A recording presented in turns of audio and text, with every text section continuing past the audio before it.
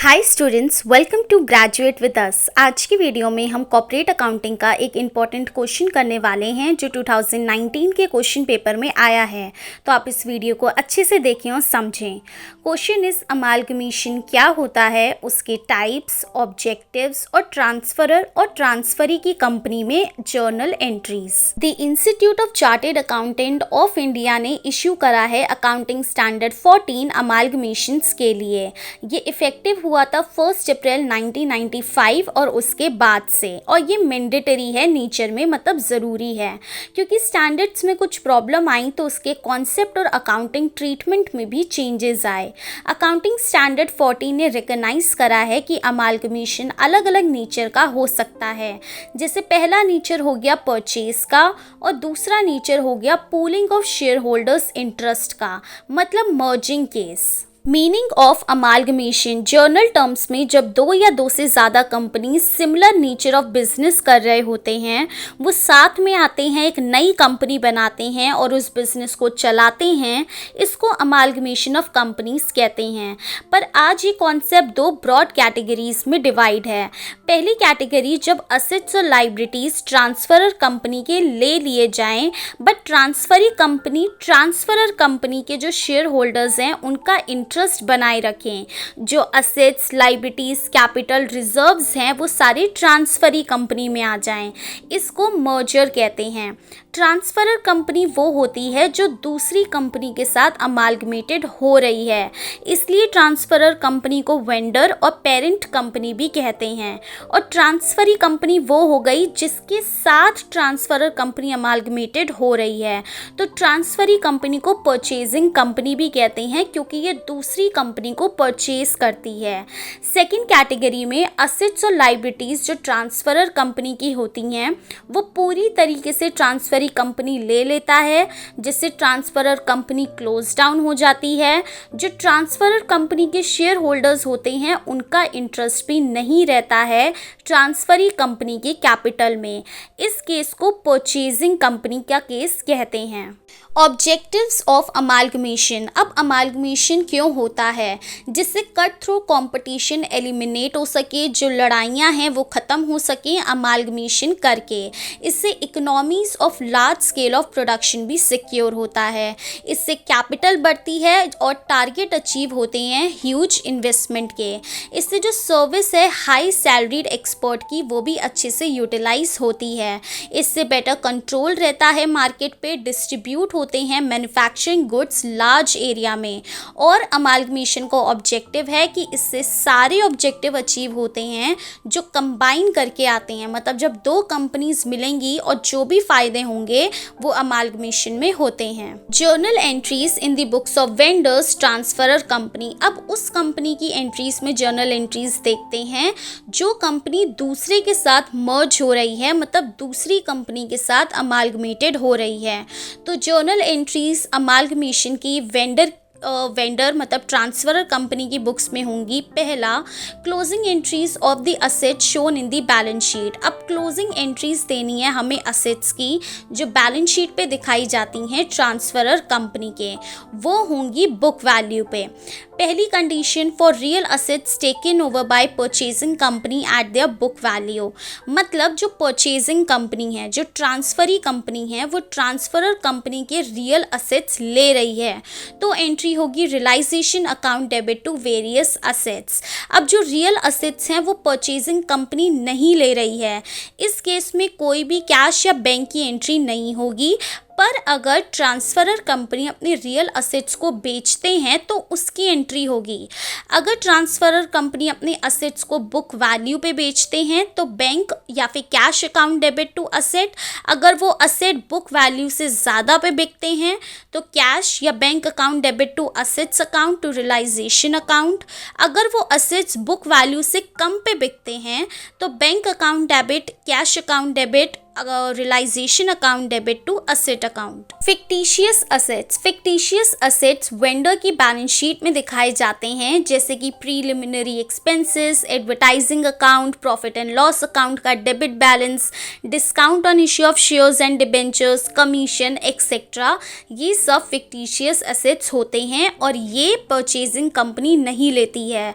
तो ये सारे अकाउंट्स ट्रांसफ़र हो जाते हैं इक्विटी शेयर होल्डर्स अकाउंट में, जिसकी एंट्री होती है equity share holders account debit to preliminary expenses, to statement of profit and loss, debit balance मतलब loss, to discount on issue of shares and debenture account, to expense on issue of share and debenture account, to underwriting commission, और भी कोई fictitious asset है तो वो भी credit हो जाएगा। अब एक नोट है, अगर प्रीपेड एक्सपेंसेस परचेजिंग कंपनी लेती है तो उसको हम ट्रांसफ़र कर देंगे रियलाइजेशन अकाउंट में, पर अगर प्रीपेड एक्सपेंसेस परचेजिंग कंपनी नहीं लेती है तो उसको भी इक्विटी शेयर होल्डर्स अकाउंट में ट्रांसफ़र कर दिया जाएगा, जबकि प्रीपेड एक्सपेंसेस फिक्टिशियस असेट्स नहीं हैं। Closing entries of debentures and liabilities shown in the balance sheet. अब क्लोजिंग एंट्रीज देनी है हमें लाइबिलिटीज़ की जो बैलेंस शीट में होती हैं ट्रांसफरर कंपनी के। तो पहला case statutory reserves and sundry liabilities. जब परचेजिंग कंपनी ले लेती है अलग अलग लाइबिलिटीज़ जैसे कि sundry creditors, unclaimed dividend, provident fund, pension fund, super emulation fund और भी अलग अलग लाइबिलिटीज़, तो एंट्री होती है statutory reserve account debit, various liabilities account debit to realization account. Next, payment of sundry liabilities which are not taken over by purchasing company. अब purchasing company ने हमारी liabilities नहीं ली तो अब उसका पेमेंट करना है, तो various liabilities account debit to cash to bank, क्योंकि यहाँ से पैसा चला गया। नोट, अगर liabilities ज़्यादा में बिकेंगी बुक वैल्यू के या फिर कम में हम पे करेंगे, बिकेंगी नहीं सॉरी पे करेंगे, तो जो डिफरेंस होगा वो रियलाइजेशन अकाउंट में ट्रांसफ़र हो जाएगा। जैसे इससे पहले असेट में हुआ था, जब असेट ज़्यादा में बिके थे तो रियलाइजेशन अकाउंट एडजस्ट हुआ था, ऐसे ही लाइबिलिटीज़ अगर हम ज़्यादा में पे करेंगे या कम में पे करेंगे तो रियलाइजेशन में एडजस्टमेंट्स होंगी। एक्यूमुलेटेड और अनडिस्ट्रीब्यूटेड प्रॉफिट। एक्यूमुलेटेड और अनडिस्ट्रीब्यूटेड प्रॉफिट मेंशन होते हैं बैलेंस शीट में वेंडर की कंपनी के, वेंडर मतलब ट्रांसफरर की कंपनी के, जैसे statement of profit and loss, credit balance, general reserve, capital reserve, share forfeited account, security premium account, sinking fund, insurance fund, dividend equalisation fund, capital redemption fund, debenture sinking fund, contingency fund, rehabilitation fund. तो ये सारे undistributed profit और accumulated profit होते हैं। ये एक हमें protection देते हैं कंपनी को कि वो अनफोर्सीन लॉसेस को भी बियर कर पाए। इन केस फ्यूचर में कुछ हो जाता है तो जर्नल रिजर्व में जो पैसा इकट्ठा करा है कंपनी ने, या कैपिटल रिजर्व में या सिक्योरिटी प्रीमियम में, उसको यूज़ करा जा सकता है। तो इन आइटम्स को भी ट्रांसफ़र करते हैं इक्विटी शेयर होल्डर्स अकाउंट में, जिसकी एंट्री होती है एक्यूमुलेटेड और undistributed profit account debit to equity share holders account. Provisions related to assets. अब क्लोजिंग एंट्रीज होती हैं अलग अलग प्रोविजंस की अलग अलग असेट से रिलेटेड, जैसे कि provision of bed and doubtful debts, depreciation, repairs etcetera. तो इनकी एंट्रीज क्या होंगी? अगर इन प्रोविजंस को परचेजिंग कंपनी ले लेती है रियलाइजेशन से तो एंट्री होगी जो भी प्रोविज़न है account debit to realisation account. अगर ये प्रोविजंस परचेजिंग कंपनी नहीं लेती है टू कंसर्न असेट अकाउंट से तो dash provision account debit to concern asset account. Next point, mix reserve. वो रिजर्व्स जिसमें लाइबिलिटीज़ भी होती हैं और कुछ अनडिस्ट्रीब्यूटेड प्रॉफिट भी होते हैं, इसको हम मिक्स रिजर्व्स कहते हैं। जैसे reserve for insurance, reserve for employ claims, reserve for accident, reserve for medical benefit etcetera. जो इन रिजर्व्स का लाइबिलिटी पार्ट होता है वो रियलाइजेशन में ट्रांसफ़र हो जाता है और जो अनडिस्ट्रीब्यूटेड पार्ट होता है वो ट्रांसफ़र हो जाता है इक्विटी शेयर होल्डर्स अकाउंट में। जैसे पहले हो रहा था, जो लाइबिलिटीज़ थी वो रियलाइजेशन में जा रही थी और जो अनडिस्ट्रीब्यूटेड प्रॉफिट था वो इक्विटी शेयर होल्डर्स अकाउंट में ट्रांसफ़र हो रहा था। Share capital. अगर अब हम ट्रांसफ़र कर रहे हैं इक्विटी शेयर कैपिटल कैपिटल को इक्विटी शेयर होल्डर्स में। तो एंट्री होगी equity share capital account debit to equity share holders account.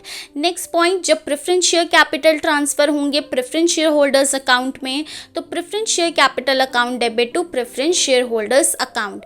अब परचेज कंसीडरेशन हमें मिलेगी, तो transferee company account debit to realisation account. अब हमें रिसिप्ट मिलेगी परचेज कंसीडरेशन की, तो share in transferee company account debit, debenture in transferee company account debit, bank account debit to transferee company account.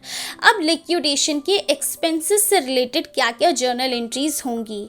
अगर ये लिक्विडेशन के एक्सपेंसेस मतलब जब कंपनी बंद हो रही होती है, लिक्विडेशन में जा रही होती है, तब जो खर्चे होते हैं, अगर वो वेंडर कंपनी पे कर रही है तो realisation account debit to bank, क्योंकि ये इस कंपनी ने पैसा पे कर दिया। एक नोट है, अकॉर्डिंग टू अकाउंटिंग स्टैंडर्ड 14, अगर liquidation expenses transferor company pay कर रही है, तो जब ट्रांसफरी कंपनी परचेज कंसीडरेशन देता है तो उसमें ये एक्सपेंस इंक्लूड नहीं होगा। For transfer of purchase consideration to share holders, अब जो भी परचेज कंसीडरेशन आया है अब वो शेयर होल्डर्स में ट्रांसफर होगा। तो equity share holders account debit to share in transferee company account to debenture in transferee company account to bank account. अब जो प्रेफरेंस शेयर होल्डर्स के क्लेम्स हैं उसको डिस्चार्ज करना है, तो preference share holder account debit to bank account to share in transferee company account to debenture in transferee company account. इसका मतलब है कि प्रेफरेंस शेयर होल्डर्स को हमने पे कर दिया क्योंकि इनके पास प्रेफरेंशियल राइट होता है। अब नोट, अगर प्रेफरेंस शेयर होल्डर एग्री कर जाते हैं कि वो शेयर की फेस वैल्यू से कम पैसा ले लेंगे, तो एंट्री होगी preference share holder account debit to realisation account. अगर प्रेफरेंस शेयर होल्डर को शेयर की फेस वैल्यू से ज़्यादा पैसा मिलता है तो एंट्री होगी realisation account debit to preference share holders account. अब रियलाइजेशन अकाउंट का बैलेंस ट्रांसफर हो जाएगा शेयर होल्डर्स अकाउंट में, मतलब क्लोजिंग हो रही है रियलाइजेशन अकाउंट की। तो अगर उसका बैलेंस क्रेडिट में आता है मतलब प्रॉफिट होता है, तो realisation account debit to equity share holders account. अगर डेबिट बैलेंस आता है मतलब लॉस होता है, तो equity share holders account debit to realisation account. अब एक लास्ट एंट्री जो ट्रांसफरर कंपनी मतलब वेंडर कंपनी अपनी बुक्स में रिकॉर्ड करते हैं वो है for payment of balance amount to equity share holders. अब जो भी बैलेंस बचा है वो सारा इक्विटी शेयर होल्डर्स में चला जाएगा, तो equity share holders account debit to bank account to share in transferee company account to debenture in transferee company account. अब हम अकाउंटिंग एंट्रीज देखेंगे ट्रांसफरी की कंपनी में मतलब परचेजिंग कंपनी में, कि वो कंपनी अब दूसरी कंपनी को परचेज कर रही है तो वो अपनी बुक्स में क्या एंट्री करेगी। तो अकॉर्डिंग टू अकाउंटिंग स्टैंडर्ड 14 दो मेथड से रिकॉर्ड हो सकता है ट्रांसफरी की कंपनी में जब वो अमालगमेशन करती है। पहला is purchase method, second is pooling of interest method. First one purchase method, तो ये मेथड तब यूज़ होता है जब अमालगमेशन का नेचर होता है परचेज। इस मेथड में एंट्रीज होती हैं ट्रांसफरी की बुक में, जैसे पहली परचेज कंसीडरेशन हमने ड्यू करी। परचेज कंसीडरेशन का मतलब होता है कि ट्रांसफरी कंपनी पे करती है ट्रांसफरर कंपनी को उनके असेट्स के लिए, लाइबिलिटीज़ के लिए और बेसिकली उनकी कंपनी को खरीदने के लिए परचेज कंसीडरेशन दिया जाता है। तो जब परचेज कंसीडरेशन ड्यू होगी तो business purchase account debit to liquidator of transferor company account. अब असेट्स और लाइबिलिटीज हम उनके खरीदेंगे तो sundry assets account debit, goodwill account, balancing figure debit to sundry liabilities account to business purchase account to capital reserve account balancing figure. Note, अब ये following points हमें ध्यान रखने हैं जब हम एंट्री नंबर 2 करें। एंट्री नंबर 2 मतलब जब कंपनी असेट्स और लाइबिलिटीज ट्रांसफरर कंपनी के खरीदे। तो पहला पॉइंट, सारे असेट्स और लाइबिलिटीज इंडिविजुअली रिकॉर्ड होंगे अपने सेपरेट नेम से। करेंट असेट्स हैं तो उनके सारे अलग अलग नाम, फिक्स असेट्स हैं अलग अलग नाम, सब अलग अलग नाम से रिकॉर्ड होंगे। सारे असेट्स और लाइबिलिटीज रिकॉर्ड होंगे प्रेजेंट मार्केट वैल्यू पे। अगर मार्केट वैल्यू नहीं पता है तो जो ट्रांसफरर कंपनी के अकाउंट में बुक वैल्यू है इन असेट्स और लाइबिलिटीज की उस पर रिकॉर्ड होंगे। अगर डेबिट आइटम्स का टोटल ज़्यादा है क्रेडिट आइटम से तो जो डिफरेंस है वो कैपिटल रिजर्व अकाउंट से क्रेडिट हो जाएगा। अगर डेबिट बैलेंस जो है वो कम है क्रेडिट आइटम से, तो गुडविल डेबिट हो जाएगी। सारे रिजर्व, सिर्फ स्टैट्यूटरी रिजर्व को हटा के, जैसे journal reserve, reserve fund, capital reserve, revaluation reserve, credit balance of profit and loss account, ये सब इस एंट्री में शो नहीं होते हैं। अगर कोई नेसेसरी रिजर्व है, जैसे एक्सपोर्ट प्रॉफिट रिजर्व एक्सेट्रा, जिसको लीगली शो करना ही करना है कंपनी ने कुछ सालों तक, तो ट्रांसफरी कंपनी ये वाली एंट्री अपनी बुक्स में कर देते हैं। Amalgamation adjustment account debit to statutory reserve account. Amalgamation adjustment account का जो बैलेंस होता है वो ट्रांसफरी कंपनी के असेट साइड पे आता है मिसलेनियस एक्सपेंडिचर करके। अब परचेज कंसिडरेशन का पेमेंट होगा तो liquidator of transferor company account debit to preference share capital account to equity share capital account to debenture account to security premium account to bank account. मतलब हमने purchase consideration pay कर दी। अब liquidation expenses अगर transferor company pay कर रही है तो goodwill account debit to bank. अब ट्रांसफरी कंपनी जब फॉर्म होगी तो उसके कुछ फॉर्मेशन एक्सपेंसेस होते हैं, तो उसकी एंट्री होगी preliminary expenses account debit to bank. अब लाइबिलिटीज़ जो हमने उनसे ली हैं ट्रांसफरर कंपनी से, उसकी पेमेंट करनी है, तो respective liability account debit to share capital account to debenture account to bank account. अब राइट ऑफ करने हैं गुडविल और प्रीलिमिनरी एक्सपेंसेस कैपिटल रिजर्व से, so capital reserve account debit to goodwill account to preliminary expenses account. तो ये पहला method था purchase method. Second method is pooling of interest method. इस मेथड में जो अमालगमेशन का होता है ये नेचर ऑफ मर्जर वाला होता है। इस मेथड में ट्रांसफरी अपनी बुक्स ऑफ अकाउंट्स में एंट्री करते हैं पहले सेम जैसे पहले हुई थी, परचेज कंसिडरेशन ड्यू की entry business purchase account debit to liquidator of transferor company account. अब असेट्स और लाइबिलिटीज खरीदेंगे तो sundry assets account debit to sundry liabilities account to surplus statement of profit and loss account का to business purchase account. अब जैसे पहले case में था, इसमें भी जब हम सेकेंड एंट्री करेंगे तो ये कुछ पॉइंट्स ध्यान रखने हैं। जैसे पहला, सारे असेट्स और लाइबिलिटीज रिकॉर्ड होंगे अपने अपने नाम पे, बुक वैल्यू पे, ये ऐड करे जाएंगे रिस्पेक्टिव असेट्स और लाइबिलिटीज में जो ट्रांसफरी कंपनी की बैलेंस शीट में हैं। पहले केस में परचेज हो रहा था, अब ये मर्ज हो रहे हैं, मतलब वो भी एग्जिस्ट करेगी कंपनी और ये भी एग्जिस्ट करेगी, तो दोनों को साथ में लेके चलना है।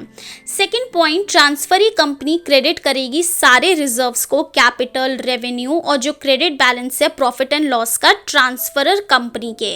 जो भी सारे रिजर्व्स और प्रॉफिट है ट्रांसफरर कंपनी के, वो ऐड हो जाएंगे रिजर्व्स और प्रॉफिट में ट्रांसफरी कंपनी के बैलेंस शीट में। अगेन दोनों साथ में लेके चलने हैं, तो जो भी ट्रांसफरर कंपनी की चीजें हैं वो अब ट्रांसफरी कंपनी की बैलेंस शीट में ऐड हो जाएंगी। थर्ड पॉइंट, जो डिफरेंस है परचेज कंसिडरेशन का और शेयर कैपिटल का ट्रांसफरी कंपनी के, वो एडजस्ट हो जाएगा जर्नल रिजर्व, अदर रिजर्व या प्रॉफिट एंड लॉस अकाउंट के बैलेंस में। इन अदर वर्ड्स, अगर परचेज कंसिडरेशन ज्यादा है शेयर कैपिटल से ट्रांसफरर कंपनी के, तो उसको journal reserve, other reserve, profit and loss account से माइनस कर देंगे ट्रांसफरर कंपनी के, और जो भी लॉस अकाउंट होगा ट्रांसफरर कंपनी का और जो बैलेंस होगा वो दूसरी एंट्री जो कि अभी हम देखेंगे उसमें शो होगा। अगर परचेज कंसिडरेशन बहुत ज़्यादा है, हमने जर्नल रिजर्व हटा दिए और रिजर्व्स हटा दिए, प्रॉफिट हटा दिया, क्रेडिट हटा दिया प्रॉफिट एंड लॉस अकाउंट में से, स्टिल कुछ ना कुछ बैलेंस बच रहा है, तो वो बैलेंस को ट्रीट करा जाएगा एज अ लॉस, और जो प्रॉफिट एंड लॉस अकाउंट है वहाँ पे डेबिट बैलेंस में वो अमाउंट शो होगा, जिसकी एंट्री होगी deficit of statement of profit and loss account debit, sundry assets account debit to sundry liabilities account to business purchase account. तो अगर ऐसा केस रहता है तो पहली और दूसरी एंट्री को छोड़ देंगे और सिर्फ एक यही एंट्री हो जाएगी, sundry assets account debit to sundry liabilities account to all reserves account to surplus of statement of profit and loss to liquidator of transferor company account. अब बाकी जैसे फर्स्ट मेथड था परचेज मेथड, वैसे ही pooling of interest method में भी बाकी की एंट्रीज सेम होंगी। जैसे परचेज कंसिडरेशन को पे करना है तो liquidator of transferor company account debit to equity share capital account to security premium account plus to bank account to debentures account. अब जो फॉर्मेशन एक्सपेंसेस हैं उसकी पेमेंट करनी है तो preliminary expenses account debit to bank account. Liquidation expenses अगर transferee company pay कर रही है तो liquidation account debit to bank account, क्योंकि ट्रांसफरी कंपनी के अकाउंट से पैसा चला गया तो टू बैंक। अब लिक्विडेशन एक्सपेंसेस को ट्रांसफर करेंगे सरप्लस ऑफ जर्नल रिजर्व में तो general reserve account debit to liquidation expenses account.